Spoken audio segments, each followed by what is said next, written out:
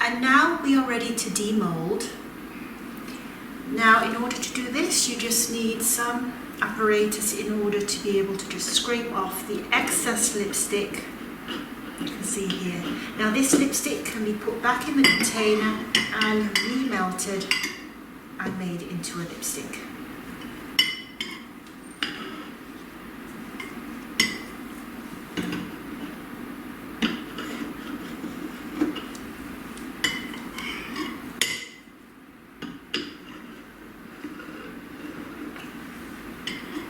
Now there is something called a demolder. I haven't really bothered with it, but if you had larger molds, like 48 cavity molds, I would suggest that you get it.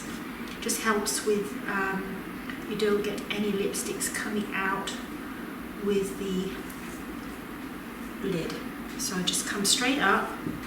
And then what I have is something called a case fitter.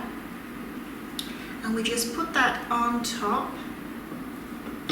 And this makes for easy removal of the lipsticks. So I then just get my lipstick tube, empty lipstick cases, which we also sell. Make sure the tube is fully wound up, and we just go into